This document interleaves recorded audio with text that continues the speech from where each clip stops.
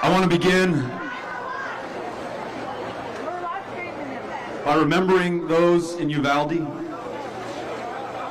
that community, those families who have lost their children, who have lost their parents, who have lost those teachers, who have always been the strength of Uvalde. The most beautiful community, the most wonderful, gracious, kind, generous people that I have ever met. Being welcomed into the home of Ryan and Jess, who lost their daughter on Tuesday. Her daughter's name is Alithia. I had never heard that name before. I will never forget it for as long as I live. Walking into their kitchen, Alithia's balloons from her 10th birthday were still clinging to the ceiling, still helium in them. Her bed, as she left it that morning, still unmade. Her little sister, Akila, her little brother, Jonah, running around the house, not understanding yet what had happened to their sister. And their mother, Jess, asked two things of me, of all of us. She said, I don't want anyone to ever forget that my little girl lived. I want them to know that she was the most beautiful child, so happy and so talented and gifted. There were her paintings and drawings all over the house, in the living room, in the kitchen, on every surface that you could find, and she was right. She was extraordinarily gifted and talented.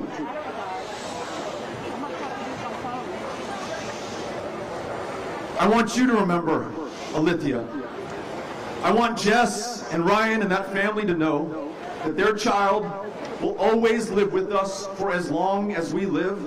We will pass her story and her name down to the generations that follow us. We will never forget them. We will never forget Uvalde. We will always remember. The second thing she asked is that we do everything that we can with what we have, where we are, so that no mother ever feels as she does right now, ever has to experience the grief and the loss that they are feeling right now at this moment. And I say that because there are some, including those who've lost, those who are most dear to them, who will say it is too soon for us to talk about what we are going to do to prevent this from ever happening again. But I hope that you agree with me that the time for us to have stopped Uvalde was right after Sandy Hook. The time for us to have stopped Uvalde was right after Parkland. The time for us to have stopped Uvalde was right after Santa Fe High School. The time for us to stop the next mass shooting in this country is right now, right here, today, with every single one of us. So, to the people of Uvalde, and to those everywhere, in El Paso, in Sutherland Springs, in Midland, Odessa, in Houston, Texas, to those who've lost somebody, but because it happens so much in this country, it has numbed us, and their names never made the newspaper. They may never be remembered. To those who still live with their wounds from gun violence, disabled today, not able to live as they did the day before, I want you to know that not only are we with you right now, we are taking action at this very moment. That is on all of us to do. To those who are attending the NRA Convention across the street, you are not our enemies.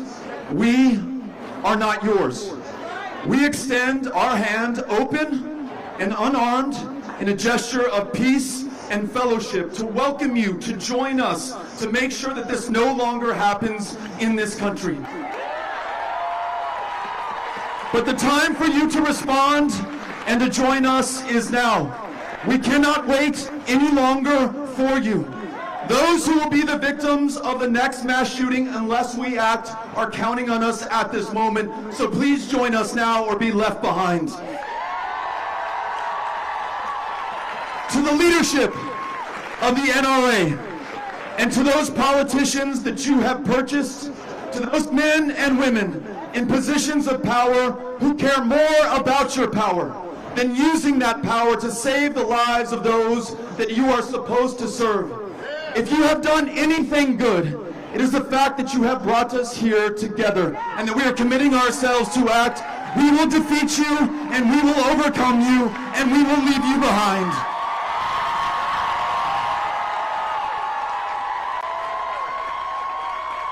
And finally, to those who are here and to those who are watching from home right now, we are counting on each other.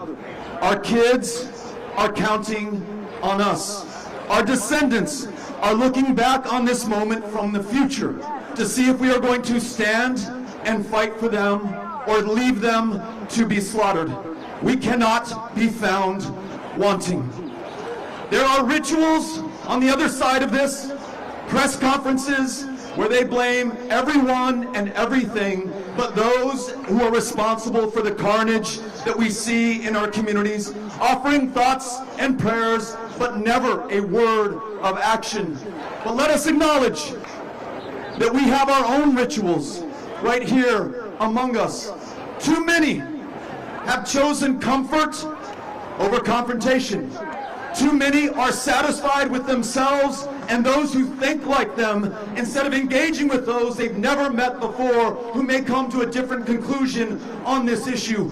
It is time for us to break these rituals and to decide what we are going to do different, because if we continue to do the same thing in the same way and expect a different result, that is the very definition of insanity. So I ask you, for those in power and who hold office right now and who are in the way and refuse to act, please promise me you will get in their faces before another child is shot in their face.